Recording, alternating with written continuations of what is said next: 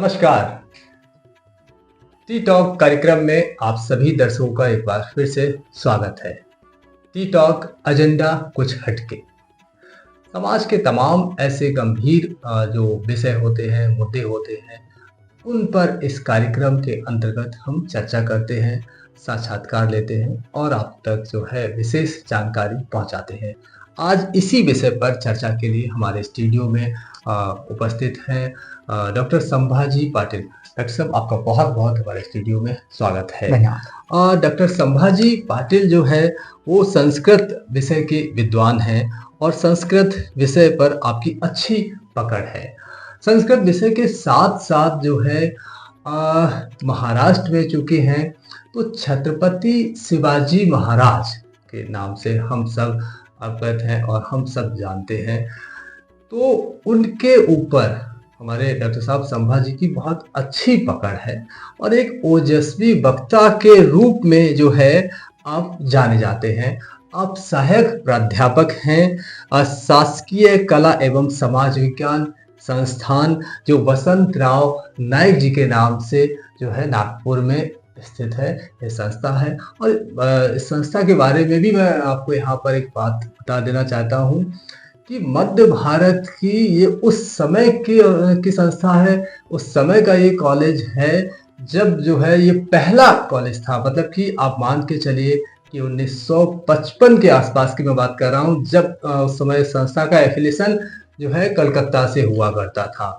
तो उस पर भी हम कुछ अगर जानकारी लेंगे आगे संभाजी से।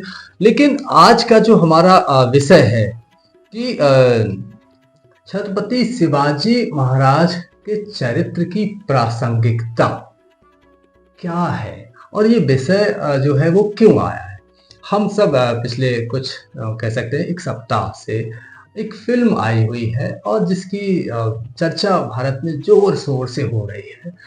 छावा नाम से फिल्म आई हुई है और जो है शिवाजी वसंत सावंत, यहाँ पर शिवाजी सावंत एक मराठी के जाने माने जो है उपन्यासकार हैं और एक मराठी उपन्यास जो है उन्होंने लिखा था संभाजी के जीवन चरित्र को लेकर के और काफी उपन्यास काफी फेमस हुआ था और उसी उपन्यास पर आधारित जो है फिल्म आई है छावा।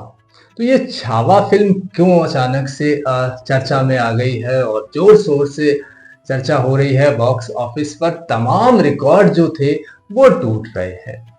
तो अब चूंकि हमें इस उपन्यास का जो चरित्र है संभाजी महाराज, उनके बारे में हमें चर्चा करनी है, उनके बारे में जानना है।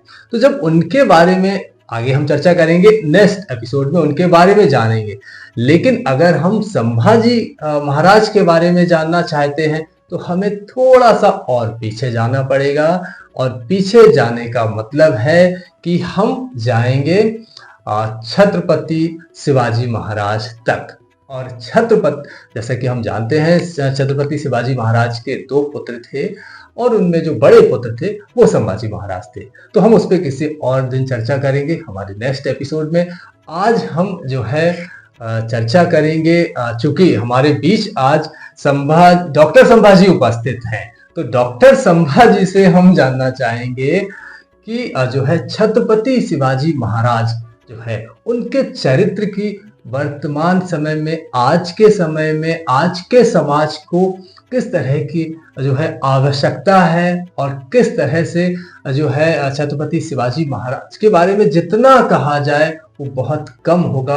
हर स्तर पर, चाहे वो मैनेजमेंट के स्तर पे ले, चाहे वो गुरिल्ला युद्ध के स्तर पे ले, चाहे वो हिंदवी स्वराज की जो स्थापना के स्तर पे ले, चाहे अच्छे राजा के रूप में ले, अच्छे पिता के रूप में ले, किसी भी रूप में अगर हम छत्रपति शिवाजी महाराज की चर्चा करते हैं तो हर जगह उनको एक बेहतर योद्धा, बेहतर पिता, बेहतर समाज सेवक, बेहतर राजा, सब कुछ उनके चरित्र में जो है, उनके गुणों में सब कुछ हमें देखने को मिलता है, सब कुछ। तो आज हम चर्चा करेंगे। विषय है डॉक्टर साहब का, मैं तो केवल एक थोड़ा सा जो है परिचय देने की कोशिश कर रहा हूं। तो सीधे हम डॉक्टर साहब से जानना चाहेंगे कि चूंकि इनका लंबा अनुभव है, संस्कृत के विद्वान होने के साथ साथ शिवाजी महाराज पर जो है पकड़ जो है, एक बात और जुड़ी हुई है। चूंकि डॉक्टर संभाजी से जब मैंने पूछा कि जो है चूंकि जब मैं कह रहा हूँ छावा की बात हुई तो वहाँ भी संभाजी, और जब हमारे बीच स्टूडियो में है तो वो भी आज हमारे बीच डॉक्टर संभाजी उपस्थित है। तो उनका जो जन्म है, डॉक्टर साहब इस पर थोड़ा सा और बताएंगे कि 300वां जन्म, 300वीं उनकी पुण्यतिथि, शिवाजी महाराज संभाजी महाराज की 300वीं पुण्यतिथि के दिन जो है हमारे डॉक्टर संभाजी महाराज का जन्म हुआ। और जैसा कि हम सब जानते हैं कि पहले जैसे दिन या जैसे त्योहार या जैसे इस तरह के से जब भी जन्म होता था तो हमारे माता पिता पूर्वज जो भी पुराने लोग थे वो उसी आधार पे नामकरण कर दिया करते थे। तो डॉक्टर साहब इस मामले में बहुत सौभाग्यशाली हैं कि संभाजी महाराज की 300वीं पुण्यतिथि के दिन आपका जन्म हुआ है, इसलिए आपका नाम संभाजी पड़ गया। तो बहुत अच्छी बात है, खुशी की बात है कि हम शिवाजी महाराज के बारे में, शिवाजी महाराज के जो बड़े पुत्र थे संभाजी, उनके नाम के ही व्यक्ति डॉक्टर संभाजी आज उस विषय पर जो है जानकारी देने के लिए हमारे बीच उपस्थित हैं। एक बार बहुत बहुत आपका पुनः मैं स्वागत करता हूं, धन्यवाद। आपको आमंत्रित करता हूं, आपसे अनुरोध करता हूं कि शिवाजी महाराज की जरूरत, शिवाजी महाराज क्या थे, शिवाजी महाराज को हम कैसे याद करते हैं, शिवाजी महाराज को आज का युवा कैसे याद करे। तो सबसे पहले तो शिवाजी महाराज का जो परिचय कहेंगे वहां से आरंभ करते हैं। जैसे हम प्रतिदिन राम रक्षा कहते हैं, जी जी, तो उस राम रक्षा में एक श्लोक है जी, चरितम रघुनाथस्य शतकोटि प्रविस्तरम जी, एकैकमक्षरम पुंसाम महापातक नाशनम। अर्थात ये जो प्रभु श्री रामचंद्र जी का चरित्र है वो तो हमें सबको पता है, हरि अनंत, हरि कथा अनंत, वो अनंत है, शतकोटि प्रविस्तरम, लेकिन एकैकम अक्षरम पुंसाम, उस हरि कथा का या प्रभु रामचंद्र जी के चरित्र का एक एक अक्षर भी हमारे महापातकों का विनाश करने में समर्थ है। ठीक उसी प्रकार नागपुर के नागपुर भूषण, जिनको प्रज्ञा भारती नाम से पहचाना गया, वे हमारे श्रद्धेय डॉक्टर श्रीधर भास्कर वर्णेकर जी, वे शिवाजी महाराज का उन्होंने चरित्र लिखा है, उसमें वे कहते हैं चरितम शिवराजस्य विजयश्री विराजितम वीराद्भुत रसम पुण्यम रामायणम इवापरम। अर्थात जिस प्रकार रामायण है उसी प्रकार अतिशय पुण्यवान ऐसा एक ग्रंथ है छत्रपति शिवाजी महाराज का चरित्र, और वो भी अनंत है, और उसमें से भी एक एक अक्षर या शिवाजी महाराज के जीवन का एक एक प्रसंग हमारे जीवन की कमियां या हमारे राष्ट्र के सामने आज जो समस्याएं हैं उन समस्याओं का परिहार करने में समर्थ है। शिवाजी महाराज को हम जब शिवाजी महाराज का परिचय करवाते हैं तो पुण्य श्लोक छत्रपति श्री शिवाजी महाराज ऐसे करके उनको हम विशेषण प्रयुक्त करते हैं। तो उनका आद्य विशेषण है पुण्य श्लोक। पुण्य श्लोक यह संस्कृत शब्द है, वहां दो शब्द है पुण्य और श्लोक। पुण्य का अर्थ है पुण्य प्राप्ति कराने वाला, और श्लोक का अर्थ है चरित्र। जिनके चरित्र के अध्ययन से, जिनके चरित्र से अध्ययन से हमें पुण्य की प्राप्ति होती हो, ऐसे जो महापुरुष होते हैं उनको पुण्य श्लोक विशेषण दिया जाता है। यह विशेषण प्रभु श्री रामचंद्र जी के लिए है, यह विशेषण वासुदेव श्री कृष्ण के लिए है, और वही विशेषण हम छत्रपति शिवाजी महाराज के लिए भी प्रयुक्त करते हैं। तो उनका जीवन परिचय देखने से पहले हमें यह ध्यान में रखना पड़ेगा कि हमारे देश को, हमारे भारतवर्ष को समर्पण की एक उज्जवल परंपरा है। बिल्कुल। तो ये समर्पण बताते हुए हमारे एक आचार्य कहते हैं कि हमारे देश में किसने किसने समर्पण किया, तो कहते हैं कर्णस्त्वचम शिबिर मांसम जीवम जीमूत वाहनः ददौ दधीचि रस्थीनि नास्त्य देयम महात्मनाम। इसका अर्थ है कर्ण ने, हमें महाभारत की कथा पता है, कवच कुंडल, अपने कवच कुंडल प्रदान किए समर्पण में। अब कवच कुंडल मतलब क्या थे? वो सुवर्ण के आभूषण नहीं थे कि जो निकाल कर दे दिए, जीवन वो उनका एक त्वचा का ही एक अंग था, मतलब उनके शरीर का ही एक भाग था। तो उन्होंने कोई विचार नहीं किया, याचक ने मांगा तो उन्होंने अपनी त्वचा समर्पित कर दी। तो कर्णस त्वचम शिबिर मांसम, शिबिर राजा भी अवतार के लिए बहुत प्रसिद्ध था। और शिबिर राजा जब एक पक्षी का रक्षण करने जाते हैं तो उस पक्षी के लिए वो अपने शरीर का मांस समर्पित करते हैं, उस पक्षी की जान बचाने के लिए, ऐसी कथा आती है। और तीसरे है महर्षि दधीची। जब वृत्रासुर का वध करना होता है तो वृत्रासुर को ऐसा आशीर्वाद प्रदान है, ऐसा वरदान प्राप्त है कि किसी अस्त्र से या किसी शस्त्र से उनका वध नहीं होगा। तो सभी देवता ब्रह्मा जी के पास जाते हैं और उसका परिहार पूछते हैं कि क्या करना चाहिए। तो वे कहते हैं आप पृथ्वी पर जाइए, वहां एक तपस्वी रहते हैं जिनका नाम है महर्षि दधीची।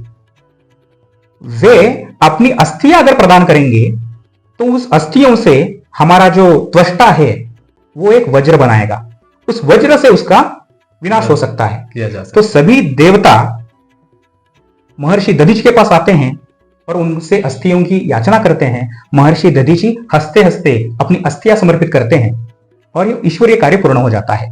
मतलब हमारी जो परंपरा है वह त्वचा दान की भी है, मांस दान की भी है और अस्थि दान की भी है। इतनी उज्जवल परंपरा है। इसी परंपरा में जिन्होंने अपने शरीर का प्रत्येक कण और अपने जीवन का प्रत्येक क्षण इस राष्ट्र के लिए, देव देश धर्म के लिए समर्पित किया, वे है पुण्यश्लोक छत्रपति श्री शिवाजी महाराज। इसलिए वो हमारे लिए वंदनीय है, हमारे लिए प्रातस्मरणीय है। और ये जो छत्रपति शिवाजी महाराज का जो इतिहास है, वह इतिहास जब हम शिवाजी महाराज का इतिहास अगर हमें देखना है तो शिव जन्म काल हमें देखना चाहिए। नहीं, ऐसा कहते हैं कि शिवाजी महाराज जो शिवाजी महाराज बनते हैं, है ना, एक बालक से जो उनकी यात्रा आरंभ होती है, तो बचपन में उनको माता उनकी जीजाबाई जी शिवा के नाम से, शिवा के नाम से जी, तो उनको पुकारती थी, कहती थी, उनका नाम जो घर का नाम कह सकते हैं। और उनकी जो कह सकते हैं पूरी उनकी परवरिश जो है वो माता जीजाबाई ने शायद उस समय की स्थितियां देखते हुए, समझते हुए बहुत बेहतर तरीक से उनका जो लालन पालन और उनका जो एक उनकी परवरिश है, हर तरह से, मतलब एक संघर्ष कैसे कर सकता है बालक, एक योद्धा कैसे बन सकता है, एक हर तरह से उनको जो है बेहतर बनाया जी जी। और शायद उसी का कारण है कि वो आगे जो है इस तरह के पराक्रम दिखा सके जी। तो जीजाबाई का किस तरह से क्या सोचना था, वो क्या किस तरह से देख रही थी दुनिया उस समय के समाज को?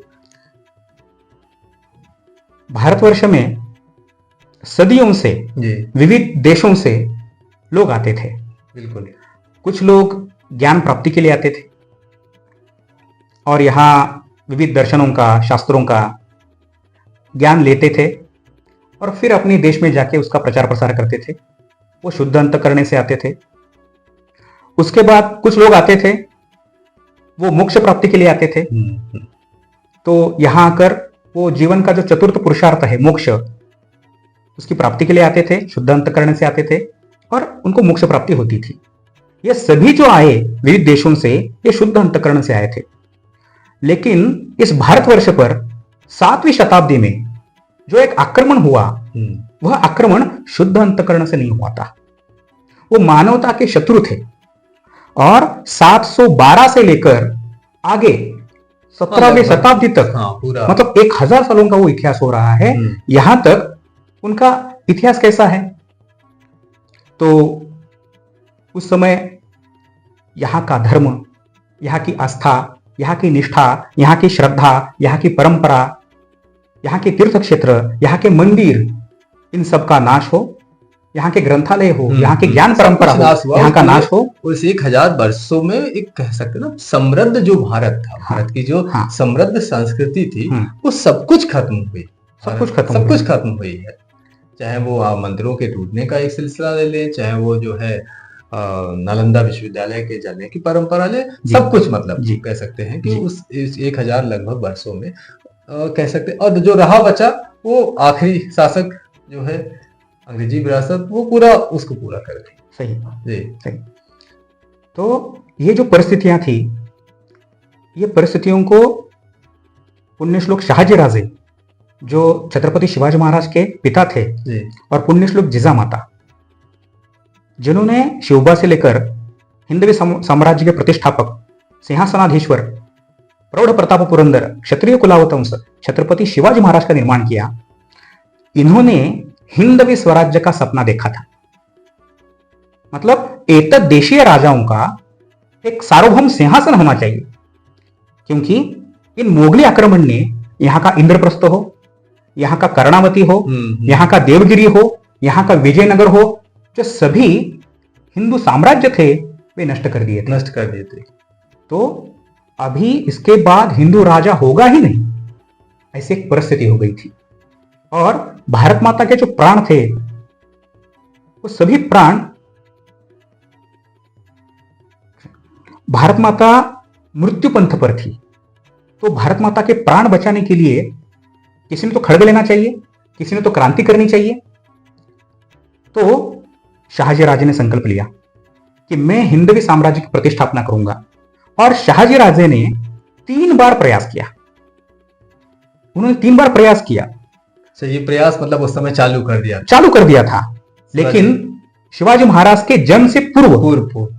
इसलिए अगर शिवाजी महाराज हिंदवी साम्राज्य के प्रतिष्ठापक है तो हिंदवी साम्राज्य के संकल्पक उनके पिता श्री शाहजी राजे थे। लेकिन उनके जो प्रयत्न थे वो प्रयत्न थोड़े कम पड़ गए। और उस समय आदिल शाही, निजाम शाही, कुतुब शाही, इमाद शाही, बरीद शाही, इंग्रज, डच, पोर्तुगीज, सिद्धी, इतने सारे शत्रु थे। और इन सारे शत्रुओं का मुकाबला करते हुए एक सार्वभौम हिंदवी साम्राज्य की प्रतिष्ठापना करना ये कोई सामान्य बात नहीं। और वो सारी चीजें जीजाबाई जी देख रही, वो सब देख रही थी, सारी चीजें। और नवरात्रि के दिन थे और शिवनेरी दुर्ग पर जिजामाता भवानी माता की प्रार्थना कर रही थी। सभी घरों में नवरात्रि थी, सभी घरों में मां भवानी की प्रतिष्ठापना हो गई थी और सभी मां भवानी से कुछ ना कुछ प्रार्थना कर रहे थे। सभी लोग क्या कर रहे होंगे? आत्मोद्धार, आत्मोन्नति, आत्म साक्षात्कार, अपने संसार के लिए जो आवश्यक है, अपने कल्याण के लिए जो आवश्यक है, वो मांग रहे थे। लेकिन वो शिवनेरी पर जो एक तपस्विनी बैठी थी, वो गर्भवती थी। वो क्या मांग रही थी? वो मांग रही थी भारत माता का ये जो उद्ध्वस्त होने जा रहा संसार है, वह संसार दुरुस्त करने वाला मुझे एक पुत्र चाहिए। वो कहती थी, हे अंबिके, दे चंडिके, दे शारदे, वरदान दे। क्या वरदान दे? तो तुकाराम महाराज का एक अभंग है, पुत्र भावा ऐसा गुंडा जाचा तिही लोकी झंडा। एक ही ऐसा पुत्र दो कि जो त्रिभुवन पर भगवत ध्वज की, जिसको हम भगवा झंडा कहते हैं, भगवत ध्वज की प्रतिष्ठापना कर सके, ऐसा पुत्र दो। और हम सबको पता है कि ईश्वर किसकी प्रार्थना सुनते हैं? जो आत्म कल्याण के लिए, आत्मोद्धार के लिए, आत्म साक्षात्कार के लिए जो याचना करते हैं उनके नहीं सुनते। जो देव, देश, धर्म के लिए, इनके उद्धार के लिए, इनके उन्नति के लिए जो मांगते हैं, उनकी प्रार्थना ईश्वर पूर्ण करता है। तो जिजामाता के उदर से छत्रपति शिवाजी महाराज का जन्म फाल्गुन कृष्ण तृतीया मतलब 19 फरवरी 1630 को हुआ। अब उस समय जिजामाता गर्भवती थी, मैंने कहा जी। तो गर्भवती महिलाओं को कुछ दोहद निर्माण होते हैं, मतलब उनकी कुछ इच्छाएं होती है गर्भावस्था में, उसको दोहद कहते हैं। तो सामान्य स्त्रियां जो होती है उनकी इच्छाएं क्या होती है कि मधुर संगीत सुनना चाहिए, अलग अलग तरह से जी, मधुर संगीत सुनना चाहिए। जिजामाता को क्या लगता था? दुंदुभी का स्वर सुनना चाहिए, शंखों का स्वर सुनना चाहिए। सामान्य महिलाओं को क्या लगता है कि गर्भावस्था में उद्यान विहार करना चाहिए, वन विहार करना चाहिए। जिजामाता को लगता था रण विहार करना चाहिए। साधारण गर्भवती महिलाओं को लगता है कि हमें आराम करना चाहिए, कुछ उठाना नहीं चाहिए, जिजामाता को लगता था मुझे धनुष उठाना है, मुझे खड्ग उठाना है, मुझे गदा उठानी है। अन्य स्त्रियों को लगता है मुझे कष्ट का काम नहीं करना है, मुझे कुछ चढ़ना उतरना नहीं है। जिजामाता को गर्भावस्था में ऐसा लग रहा था कि सह्याद्री पर्वत के हर एक गड़कोट पर जाना चाहिए, हर एक शिखर पर जाना चाहिए और वहां भगवत ध्वज की प्रतिष्ठापना करनी चाहिए। मतलब ये दोहद ही ऐसे थे, उनकी इच्छाएं ऐसी उस समय हो रही थी कि सबको लग रहा था कि आगे जो होने वाला है वो कुछ तो भव्य, दिव्य, अलौकिक और अद्भुत होने वाला है। इसके चिन्ह ही उनके दोहद के द्वारा सबको पता चल गए थे, समझ रहे थे। और ये गर्भवती की इच्छा मतलब क्या होती है? वो गर्भवती की इच्छा नहीं होती, गर्भ में जो पल रहा है उसकी इच्छाएं है। तो एक दैवी, अलौकिक, अद्भुत ऐसा एक पुत्र फाल्गुन कृष्ण तृतीया को शिवनेरी दुर्ग पर उसका जन्म हुआ। और देखिए, जिजामाता ने रामायण हो, महाभारत हो, विदुर नीति हो, शुक्र नीति हो, नीति शतक हो, धर्मशास्त्र हो, इन सभी ग्रंथों का उनको पाठ पढ़वाया था। और जिजामाता का उनको क्या कहना था? जिजामाता कहती थी, पुत्र तुम्हें कैसे होना है? तो वो कहते हैं, आपत्सु रामः समरेषु भीमः। तुम्हें आपत्ति के समय कैसा रहना है? आपत्सु रामः। प्रभु श्री रामचंद्र आपत्ति के परिस्थिति में, समय में कैसे रहते थे? तुम्हें वैसे बनना है। आपत्ति में तुम्हें प्रभु श्री रामचंद्र बनना है। समरेषु भीमः, युद्ध में तुम्हें कैसे रहना है? भीम के जैसे। हाँ, युद्ध में तुम्हें भीम के जैसे रहना है। दानेषु कर्णश्च, तुम्हें उदार बनना है, तुम्हें दानशील बनना है, लेकिन कैसे? महारथी कर्ण जैसे। नयेषु कृष्णः, और राजनीति में तुम्हें भगवान वासुदेव जैसे बनना है। वो सारी चीजें उस तरह से ट्रेनिंग दे रही थी। भीष्मः प्रतिज्ञा परिपालनाय, तुम प्रतिज्ञा लोगे तो भीष्म की तरह गंगा पुत्र भीष्म जैसी प्रतिज्ञा लेनी है और पूर्ण भी करनी है। और विक्रांत कार्येषु भव आंजनेय, और कुछ अद्भुत आश्चर्यकारी कर्म अगर तुम्हें करने हैं तो उस समय तुम्हें आंजनेय मतलब पवन सुत हनुमान जैसे बनना है। ये सभी संस्कार जिजामाता ने पहले ही संस्कृत किए थे, आरोपित किए थे। इसलिए शिवबा से लेकर हिंदू पद पातशाह, ये जो प्रवास है, इस प्रवास की जो मार्गदर्शिका है वे पुण्य श्लोक जिजामाता है। मतलब वो समझ रही थी, वो देख रही थी कि स्थितियां कैसी हैं और जो सपना था उस सपने को पूर्ण करने के हिसाब से जो है वो परवरिश चल रही थी कि हर जो है उनमें विशेषताएं वो उच्च कोटि की हो, उच्च कोटि के गुण जो है उनमें समाहित हो सके, उस तरह से मतलब तैयारी पूरी चल रही थी। तो जब छत्रपति शिवाजी महाराज जैसे जैसे बड़े होते हैं तो उनके बड़े होने के पीछे भी बहुत सारे बीच में कई घटनाएं जुड़ी हुई हैं। जी, तो उनकी कुछ 2-4 घटनाएं। जी, छत्रपति शिवाजी महाराज के काल में अस्पृश्यता एक चरम सीमा पर थी। जी, लेकिन शिवाजी महाराज को पूरे हिंदू धर्म का संगठन करना था, इसलिए उन्होंने एक ध्येय रखा था, हिंदवः सोदरा सर्वे, सभी हिंदू एक ही माता के सुपुत्र है, न हिंदू पतितो भवेत, कोई हिंदू पतित नहीं है। हिंदू रक्षा मम मंत्र समानता, समानता यही मेरा मंत्र है और हिंदू रक्षा यही मेरा कर्तव्य है। और इस ध्येय से शिवाजी महाराज बचपन से ही सभी जो 12 मावल प्रदेश है उस मावल प्रदेश में जाते थे और सभी जातियों के, सभी पंथों के, सभी संप्रदायों के लोगों के घर जाते थे। और उस समय शाहजी राजा का पुत्र, मतलब राजा का पुत्र और हमारे कुटी में आ रहा है और हमारे घर का पानी पी रहा है, हमारे घर का भोजन कर रहा है, यह एक बहुत आश्चर्य करने वाली बात थी। और शिवाजी महाराज ने तब से, शिवाजी महाराज गुणग्राही थे, जैसे कोई जौहर होता है वो जैसे एक एक रत्न को संकलित करता है, कर लेता है, अन्वेषण करता है, ढूंढ लेता है, उसी प्रकार शिवाजी महाराज ने उस कालखंड में एक उनका साथी वो ढूंढ निकाला था।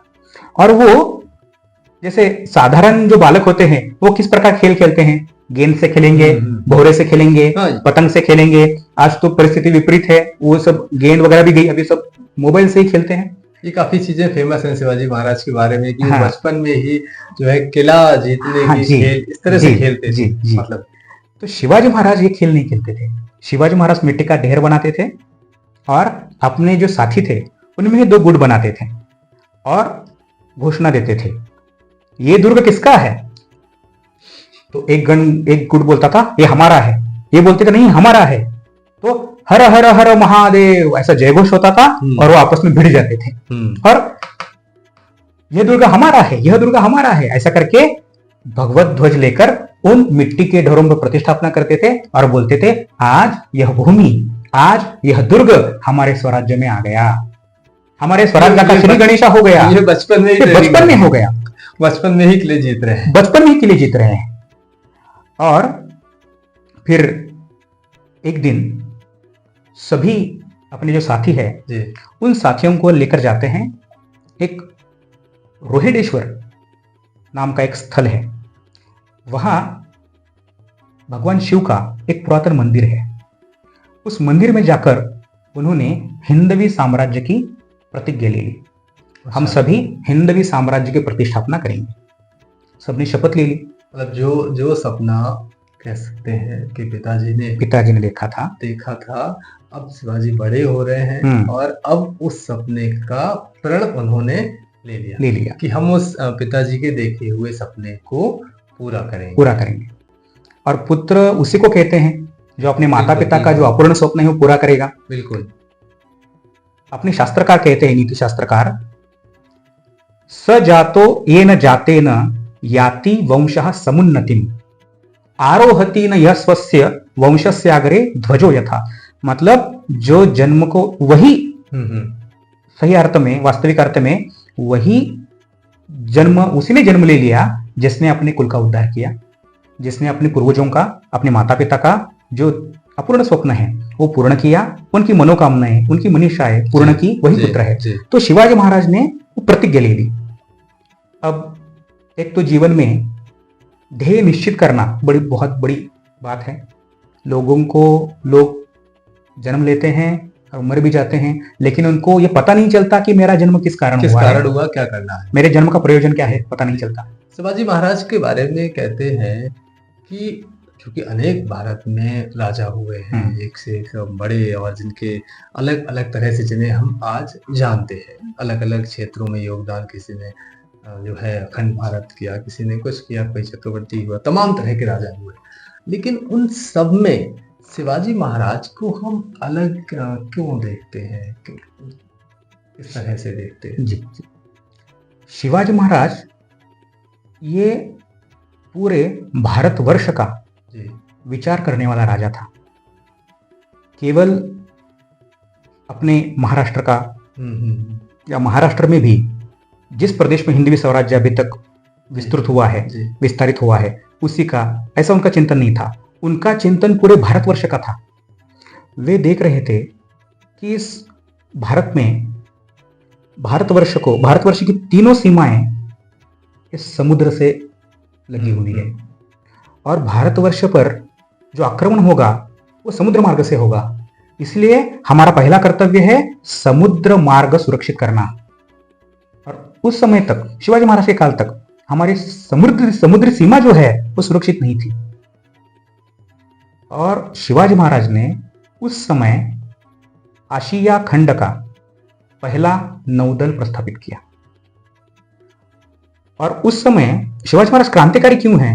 उस समय एक अंधश्रद्धा थी कि समुद्र गमन निषिद्ध है, पाप है, समुद्र में जाना है। ये हाँ, बिल्कुल सही है। ये तो पहले भी चला आ रहा था और बाद में भी चलता रहा। अब देखिए स्वामी विवेकानंद जी के समय भी लोग उनको जाने नहीं देना चाहते थे। तो ये तो उससे भी पहले की घटना है शिवाजी महाराज की, वो चला आया ना। हाँ, चला आया। तो शिवाजी महाराज ने, ठीक है, अगर पाप होगा, राष्ट्र कार्य के लिए मैं कर रहा हूं, उस पाप का मैं भागीदार बनूंगा, लेकिन मैं राष्ट्र कार्य करूंगा।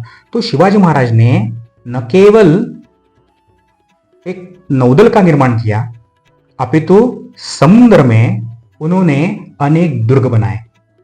जलदुर्ग बनाए।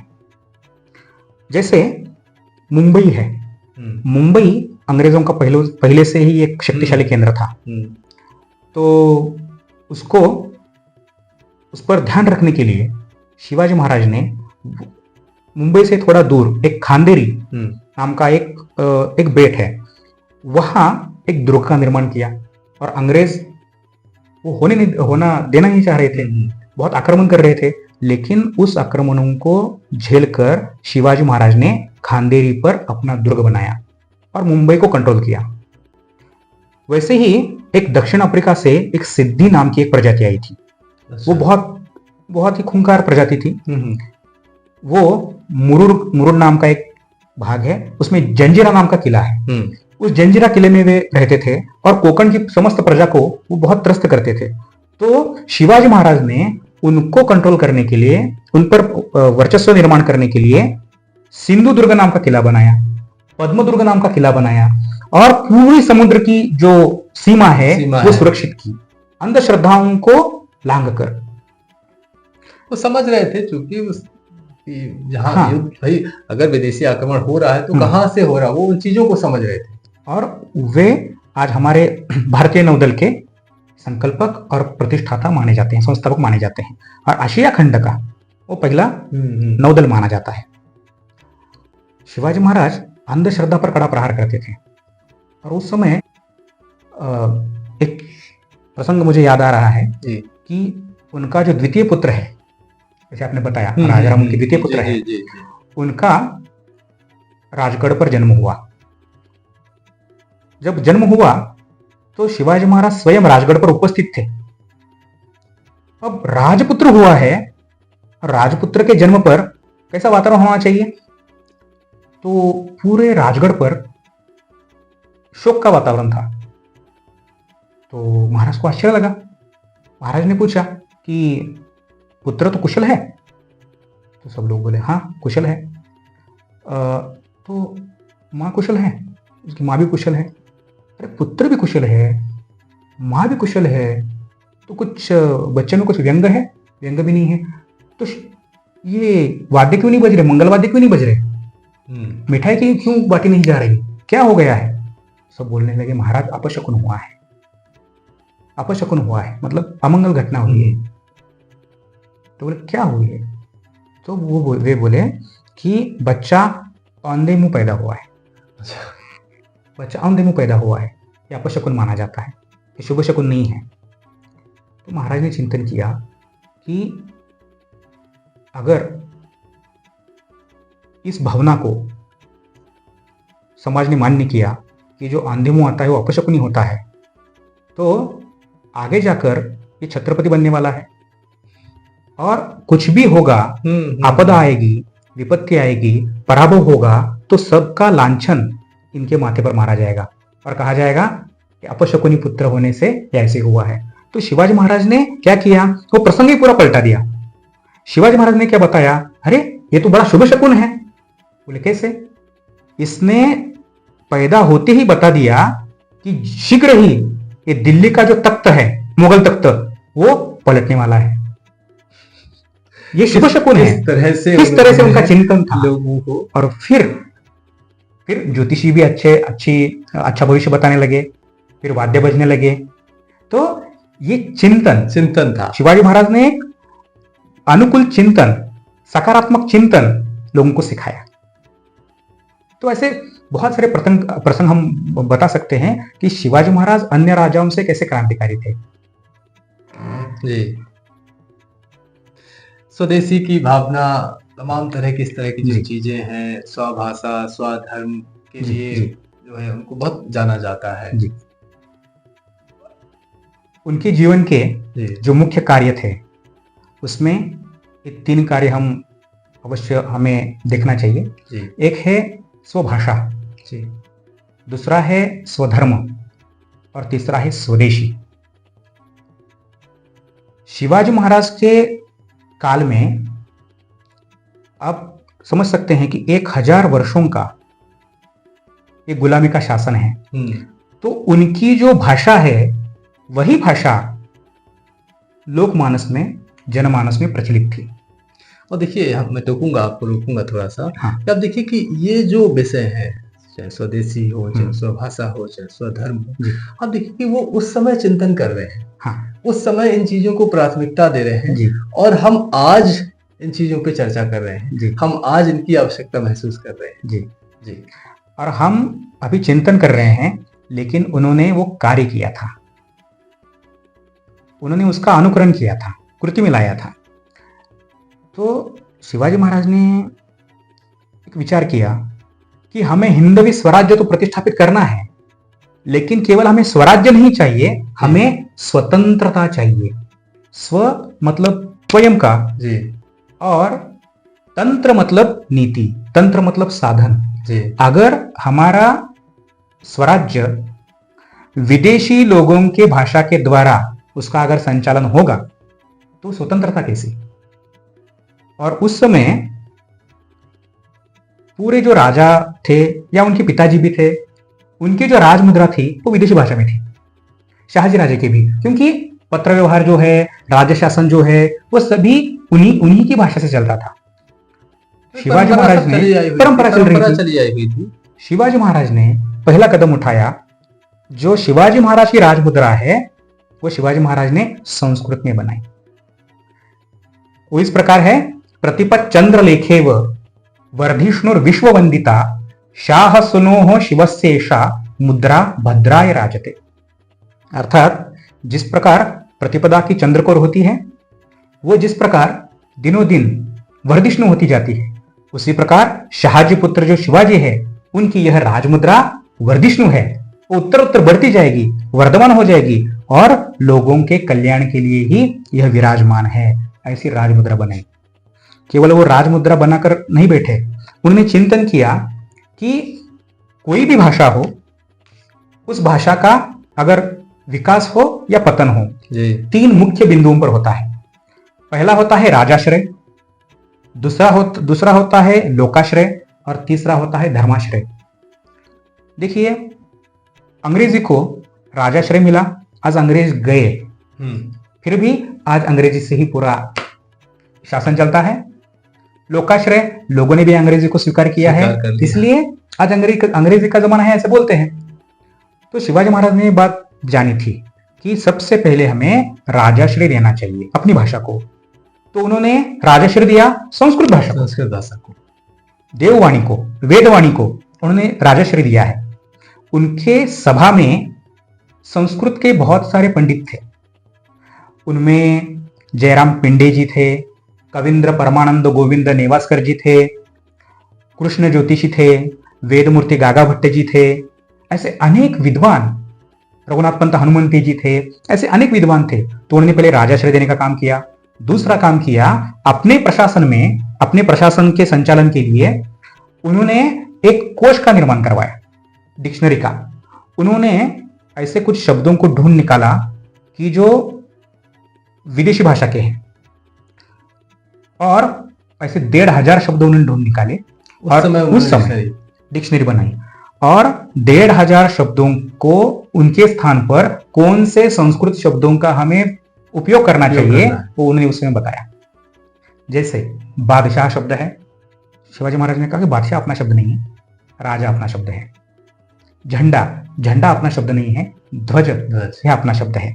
सिपाही अपना शब्द नहीं है, सैनिक अपना शब्द है। कारखाना अपना शब्द नहीं है, कार्यस्थान यह अपना शब्द है। पेशवा अपना शब्द नहीं है, प्रधान अपना शब्द है। तो ऐसे उन्होंने मतलब चालू कर दिया, इसका प्रचलन शुरू कर दिया, क्योंकि केवल राजाश्रय देने से बात नहीं होगी, अपितु लोकाश्रय होना चाहिए। उसके बाद आज हम शिवाजी महाराज का चरित्र जो पढ़ते हैं, वो विदेशी इतिहासकारों ने जो लिखा वो चरित्र हम पढ़ते हैं जी, और अपनी भूमिका बनाते हैं।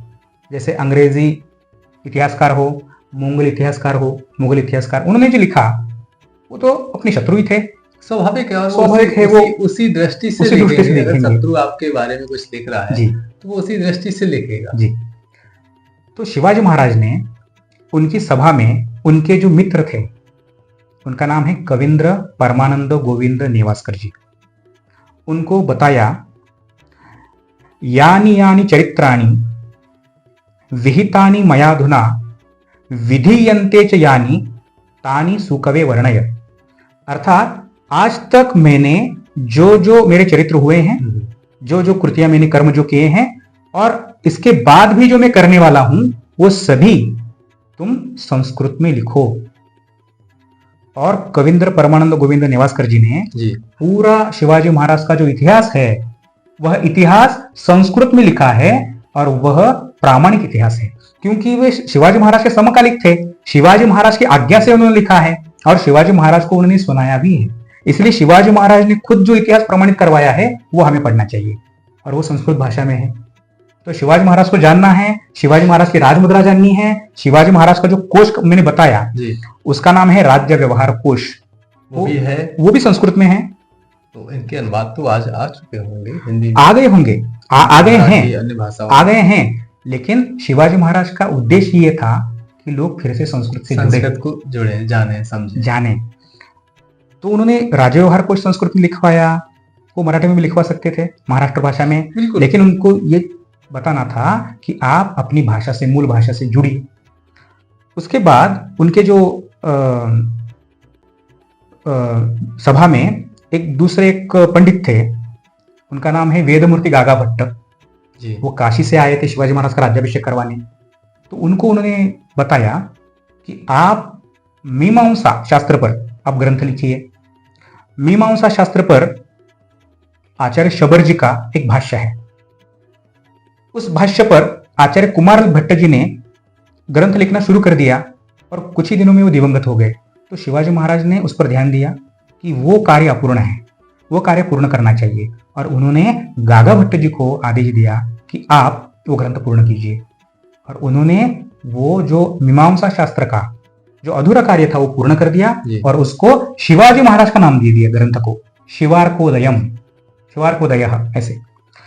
तो ऐसे शिवाजी महाराज ने बहुत सारे मीमांसा कुसुमांजलि ग्रंथ है, महाभारत की नीलकंठी टीका है, या कर्ण कौस्तुभ नाम का ग्रंथ है, पन्हाल पर्वत ग्रहणाख्यान नाम का ग्रंथ है।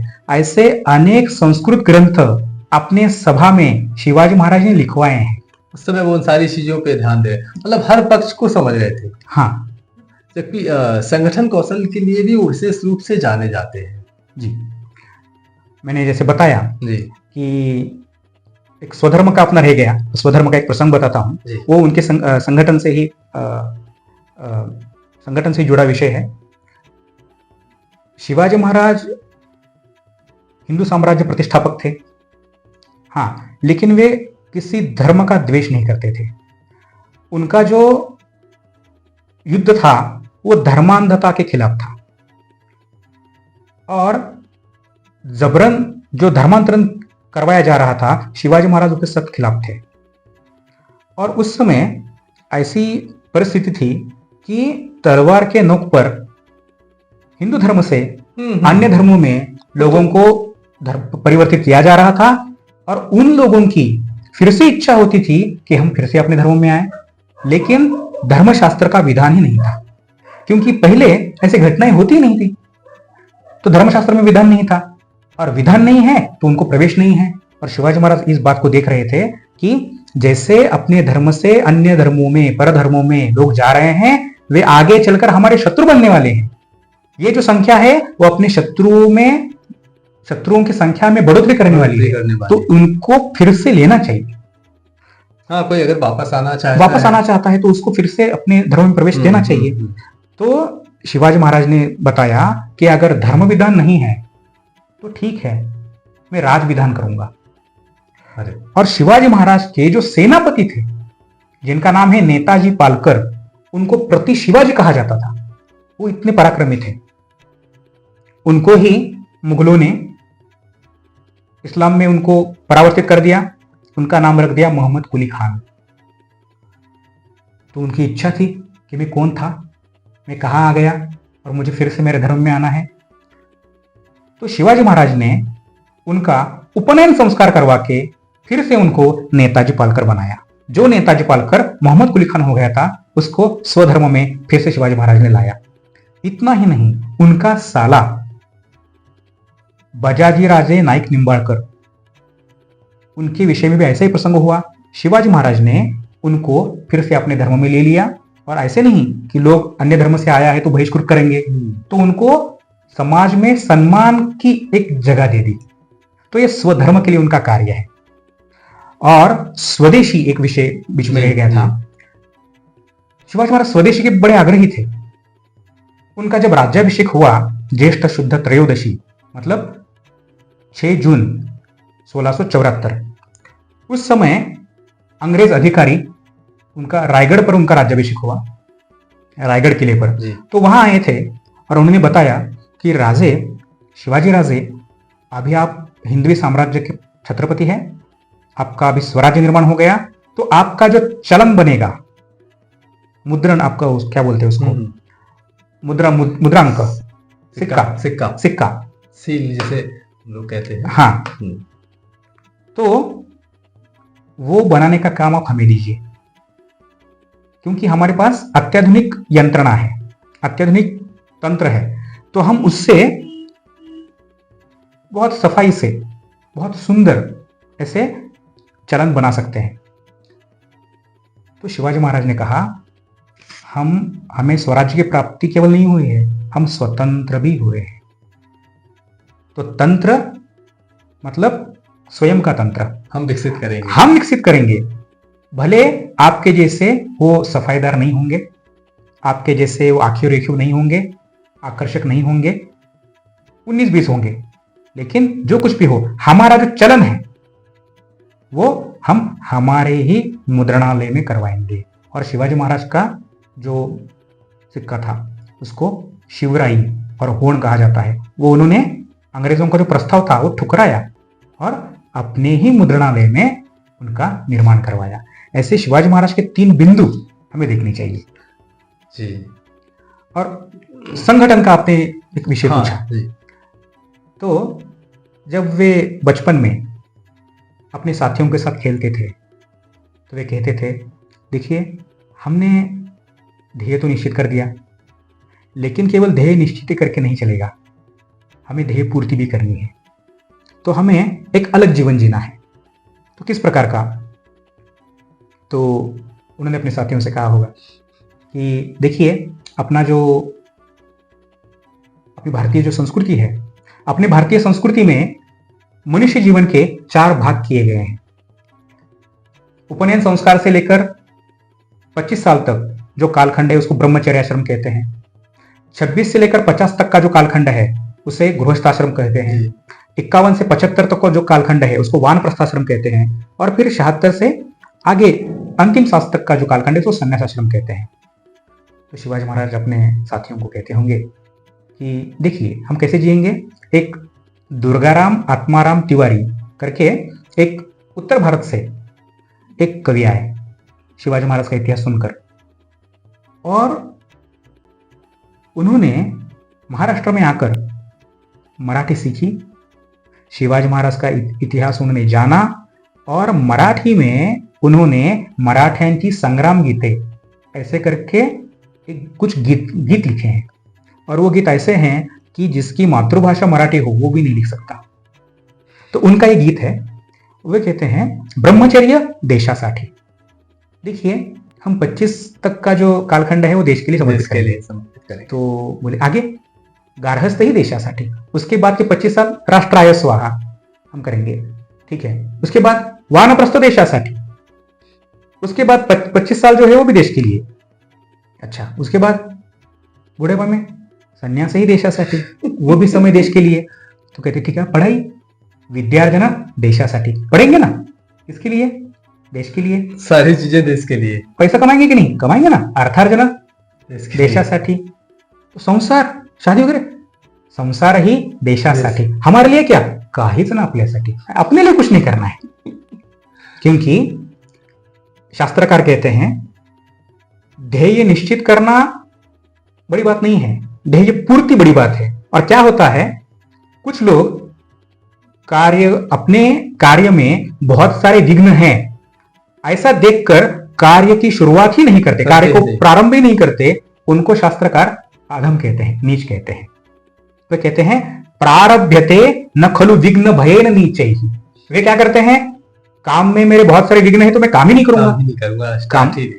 छोड़ देते हैं। इसलिए कहते हैं कि अगर आपने स्टार्ट कर लिया तो आधा खत्म हो गया। हाँ, हिम्मत से अगर कोई काम स्टार्ट करते हैं। हाँ, तो दूसरा उन्होंने प्रकार बताया है, प्रारभ्य विघ्न विहता विरमंति मध्या। मध्यम प्रति के लोग होते हैं, वे क्या होते हैं, आरंभ है प्रचंड, मतलब धूमधाम से कार्य की शुरुआत करते हैं, लेकिन जैसे ही विघ्न आ गए काम बीच में छोड़ देते हैं, उनको मध्यम कहा है। लेकिन तृतीय श्रेणी में जो लोग आते हैं वे कैसे हैं, विघ्नैः पुनरपि प्रत्यहन्यमानाः प्रारब्धम उत्तम गुणाः न परित्यजन्ति। अर्थात विघ्नों के, मुसीबतों के झंझावात आ गए, फिर भी एक बार हाथ में जो काम लिया वो सिद्धि तक लेके ही जाएंगे। शिवाजी महाराज उस प्रति के थे, उस श्रेणी में आते थे, उत्तम पुरुष थे।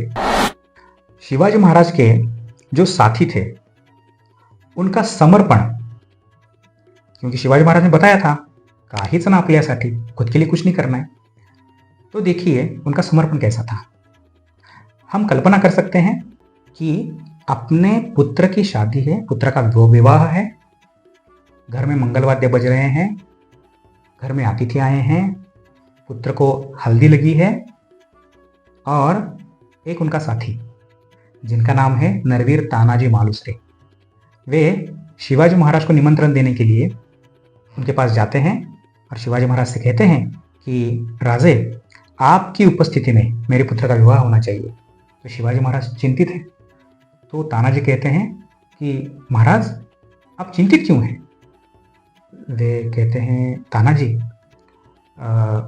मैं विवाह में नहीं आ पाऊंगा, क्योंकि मैंने पहले ही एक कोंढाना दुर्ग है उसकी योजना बनाई है, वह दुर्ग स्वराज्य में लेना है, वे करके मैं आपके विवाह में उपस्थित रहूंगा। तानाजी कहते हैं, आपने योजना बनाई और इस योजना का नेतृत्व कौन करेगा? शिवाजी राजे बोले, मैं स्वयं करूंगा। तो तानाजी बोलते हैं, क्रोधित होते हैं और कहते हैं, हमारा राजा स्वयं युद्ध नेतृत्व करेगा, दुर्ग जीतने जाएगा, और मैं मेरे पुत्र के विवाह में पुत्र का बाप बनकर घूमूंगा? एक कदापि नहीं हो सकता। आधी लगीन कोंढाण्याचं मग माझ्या रायबाचं, उनके पुत्र का नाम था रायबा। वे कहते हैं पहले विवाह होगा स्वराज्य का कोंढाना दुर्ग के साथ, और फिर मेरे पुत्र का विवाह संपन्न होगा। और तानाजी, घर में मंगलवाद्य बज रहे हैं, अतिथि आए हैं, अक्षता वितरण हो रहा है, और तानाजी घोड़े पर बैठकर चले जाते हैं, और चले जाते हैं, वो वापस आते ही नहीं, उनको वीर गति प्राप्त होती है। ऐसे समर्पण एक एक साथी ने किया है। और एक समर्पण बताना चाहूंगा, नरवीर शिवाकाशित। छत्रपति शिवाजी जब पन्हालगढ़ के एक किले में लगभग 6 महीने तक एक सिद्धि जौहर नाम के सेनानी ने पन्हालगढ़ को घेराव किया था, और शिवाजी महाराज बाहर पड़ ही नहीं सकते थे। 6 महीने तक शिवाजी महाराज वहां बंदिस्त रहे, और शिवाजी महाराज को स्वराज्य में फिर से आना था, पन्हालगढ़ से पुणे में आना था, लेकिन जाएं कैसे? बड़ी सेना उस दुर्ग के नीचे है, जाना चाहिए, अगर जाना है तो शत्रु को पहले शरण जाना चाहिए, शरण जाएंगे तो हिंदवी स्वराज्य की प्रतिष्ठापना कैसी होगी? तो एक सेनानी, वो कहता है, वो शिवाजी महाराज के जैसे दिखता था, तो वो कहता है कि मैं शिवाजी बन के जाऊंगा, आप निकल लीजिए, मैं शिवाजी बनकर जाऊंगा। और 2 पालखियां बनती है, एक पालखी शिवाजी महाराज को दूसरे दुर्ग पर ले जाएंगी, विशाल दुर्ग नाम का किला है वहां, और एक जो पालखी है वो शत्रु को चकमा देने के लिए दूसरे मार्ग से जाएगी, जिसमें वो शिवाकाशित बैठने वाले थे। तो शिवाकाशित शिवाजी महाराज का वेश परिधान करके वहां बैठ गए, और उनके मुख में जो आनंद था वो अवर्णनीय आनंद था। तो लोगों को लगा कि शायद इसको पता नहीं है ये कहाँ जा रहा है, तो लोगों ने उससे पूछा कि शिवा, अरे तो आज इतना खुश क्यों है? तुम्हें पता है तुम कहाँ जा रहे हो? बोला, अर्थात मुझे पता है। कहाँ जा रहे हो? मैं मृत्यु के मुख में जा रहा हूं, और वहां जाकर क्या होगा पता है? पता है। मेरे शरीर के गिनती भी नहीं हो सकी, इतने टुकड़े टुकड़े हो जाएंगे, मुझे पता है, फिर भी तुम्हारे चेहरे पर इतना आनंद है। तो बोला हाँ। क्यों? ये राजा के लिए। वो कहता है कि मैंने जन्म लिया तो मैंने शिवा आकाशित करके मैंने जन्म लिया, लेकिन मैं अभी मर रहा हूं वो शिवाजी राजा करके मर रहा हूं, और मेरे इस समर्पण से ये मेरा जो राजा है उसको संजीवनी प्राप्त होने वाली है, इसलिए मैं मरने जा रहा हूं। और वो गया और मर गया। तो ऐसे जो साथी है, और वहां से अगर शिवाजी महाराज आगे गए हैं तो, और ये शिवाकाशित जी का बलिदान हुआ, और ये जो सेना है उस सेना को पता चला कि ये तो धोखा है, असली शिवाजी आगे गया है। तो ये सेना शिवाजी महाराज को पकड़ने के लिए जाती है। शिवाजी महाराज के पास 600 सेना है और ये लगभग 30,000 की सेना है। 30,000 विरुद्ध 600, ऐसा युद्ध होने वाला है। तो वहां एक स्थल है, उस स्थल में उनके साथ जो एक थे, उनका नाम है बाजी प्रभु देशपांडे। वे कहते हैं राजे आप आगे जाइए, 300 सैनिक लेकर आप आगे जाइए, 300 सेना लेकर मैं यहां खड़ा रहूंगा। जब तक आप उस दुर्ग पर पहुंचेंगे नहीं तब तक एक भी शत्रु यहां से आगे बढ़ नहीं पाएगा। 300 विरुद्ध 30,000 ये युद्ध होने वाला था, और शिवाजी महाराज मानने के लिए तैयार नहीं थे, क्योंकि उनको पता था कि ये युद्ध हो नहीं सकता। 300 विरुद्ध 30,000 कैसे युद्ध हो सकता है? लेकिन बाजी प्रभु शिवाजी महाराज को भेज देते हैं, और 300 विरुद्ध 30,000 युद्ध हुआ, और 300 सैनिक जीते, 30,000 का पराभव हो गया, और शिवाजी महाराज की रक्षा हो गई। लेकिन जो रुके थे बाजी प्रभु वो वहां हुतात्मा हो गए, उनके भाई फुलाजी प्रभु वो भी वहां हुतात्मा हो गए। मतलब ऐसे बहुत सारे उनके साथी थे, ऐसे नररत्नों का उन्होंने संगठन किया था। ये शिवाजी महाराज का संगठन कौशल्य है। ऐसे लोगों को ही उन्होंने चुना जो पूरी विश्वसनीयता के साथ, पूरे समर्पण के साथ उनके लिए जीने मरने को हमेशा तैयार है। जी जी। तो बहुत लंबी चर्चा हुई। आज के समय में मतलब हम कहें कि आज समाज को जो है शिवाजी महाराज की क्यों जरूरत है, आज का युवा जो है वो क्या सीखे। वैसे तो हर तरह से हम शिवाजी महाराज को जान रहे हैं, मान रहे हैं, फिर भी हम कहें कि हम जो है शिवाजी महाराज को खासतौर से युवाओं को एक रोल मॉडल के रूप में कैसे माने, कैसे स्वीकार करें, सबसे जो बड़ी। और आज वैसे भी समाज में तमाम तरह की जो है कुरीतियां व्याप्त है, और उस समय में जो है शिवाजी महाराज हमारे लिए कैसे उपयोगी है जो है साबित हो रहे हैं, होंगे। तो युवा को लिए क्या संदेश देना चाहिए? देखिए, आज हमारे शास्त्रों में ऐसे कहा है कि मनुष्य के पास तारुण्य, संपत्ति, सत्ता और सौंदर्य, इनमें से एक भी चीज हो तो मनुष्य का पतन निश्चित है। मतलब आपके पास संपत्ति है, आपके पास सौंदर्य है, आपके पास यौवन है, और आपके पास सत्ता है, एक भी चीज हो तो पतन निश्चित है। पतन का द्वार ये चार ही जो चीजें हैं पतन का द्वार खोलती है। देखिए, शिवाजी महाराज के पास ये चारों उपस्थित थे, सब कुछ था।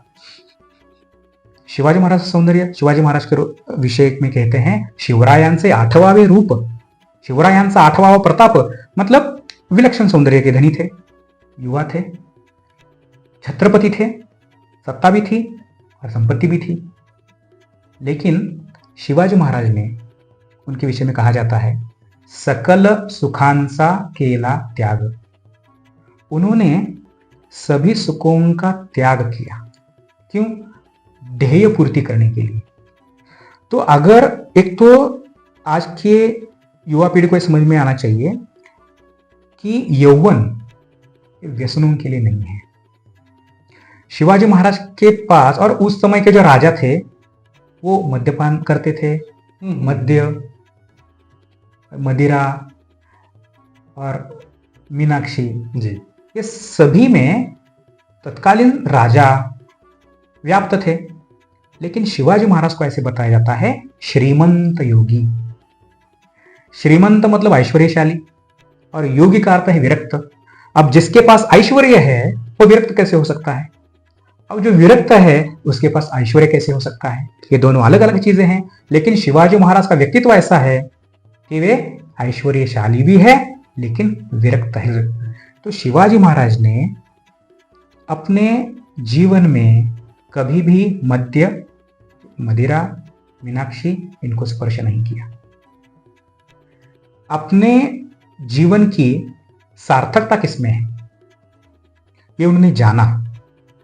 और आज के युवाओं ने शिवाजी महाराज से पहली बात यह सीखनी चाहिए कि अगर हमें ये जीवन प्राप्त है तो हमें इस जीवन की सार्थकता करने के लिए शरीरम आद्यम खलु धर्म साधनम, ये शरीर आद्य साधन है धर्म प्राप्ति का।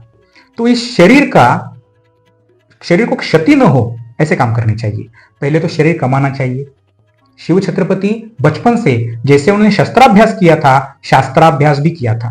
शस्त्र संभृतम भवतु भारतम, शस्त्र में भी उनकी गति थी, शास्त्र में भी थी। दोनों से उनका देह पोलादी था, लोह का शरीर था। क्योंकि हम अफजल खान का तो प्रसंग देखते हैं तो अफजल खान मतलब वो लोह का जो स्तंभ होता है, लोह का स्तंभ, वो सुबह ऐसे कहते हैं, अतिशोक्ति भी हो सकती है उसमें, कि सुबह जब व्यायाम करता था तो वो टेढ़ा करके रखता था लोह का, और रात शाम के समय व्यायाम करता था वो सीधा करता था।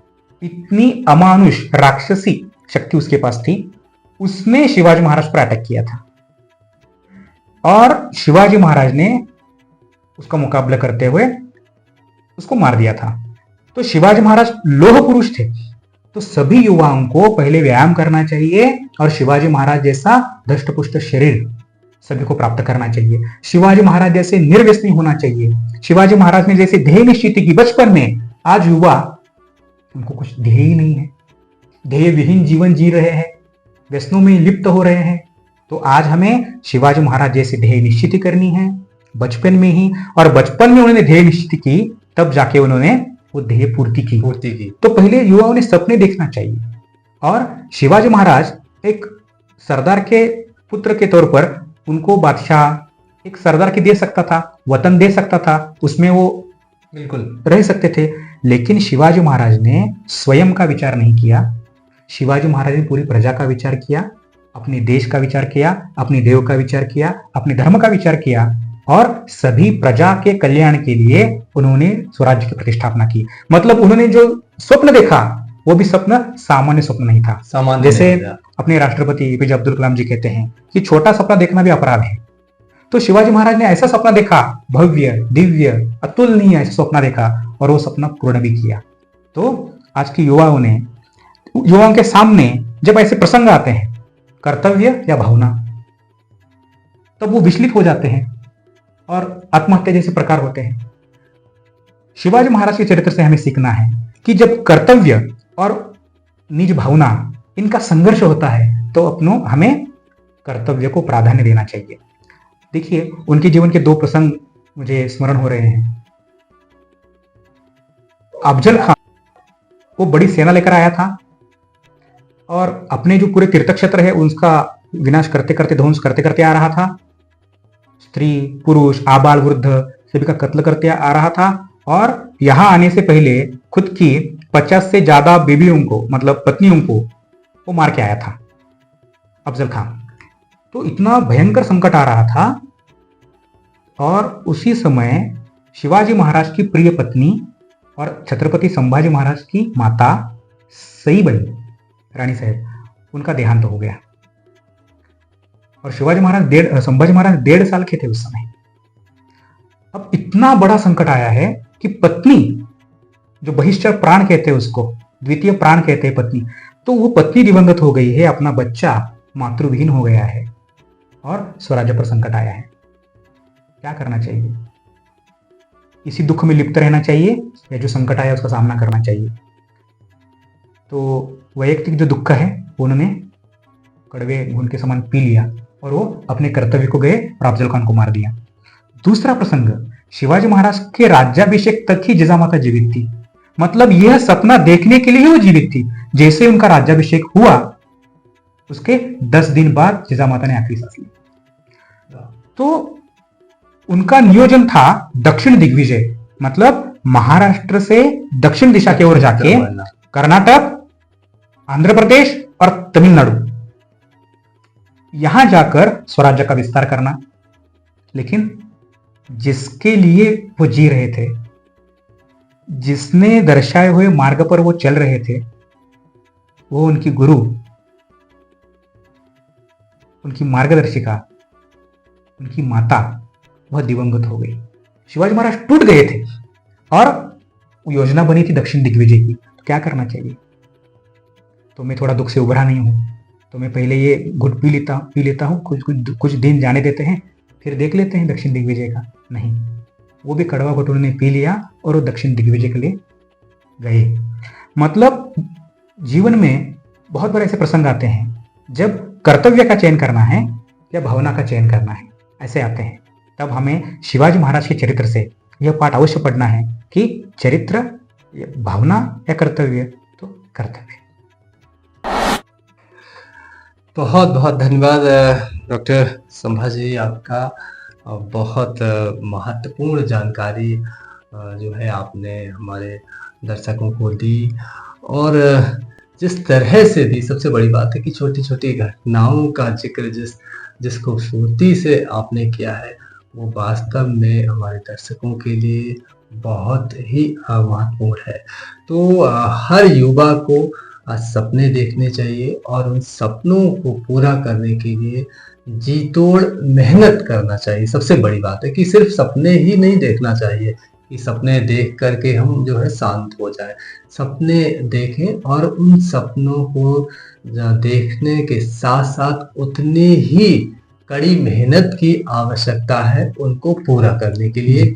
अगर और निरंतरता के साथ, कंटिन्यूटी के साथ, ऐसा भी नहीं है कि सपना देखा और जो है मेहनत चालू की और कोई परेशानी आई और वहां छोड़ दिया। नहीं, जब आप निरंतर उस मेहनत को करते रहेंगे तो निश्चित तौर पर सफलता मिलना तय है। तो जो शिवाजी महाराज के जीवन से, चरित्र से जो हम सीखने को मिलता है वो यही है कि लगातार हमें अपने देश के लिए, राष्ट्र के लिए, धर्म के लिए, समाज के लिए, लोगों के लिए कुछ ना कुछ करते रहना है। इसी में जो है हम सबका हित है। तो आपका बहुत बहुत आभार। धन्यवाद। और इसी तरह के हम और अन्य एपिसोड आपके समक्ष लाते रहेंगे और हमसे जुड़े रहें, देखते रहें। जो है टी टॉक जो है हमारे इस कार्यक्रम को हम फिर मिलेंगे। आपसे बहुत नमस्कार।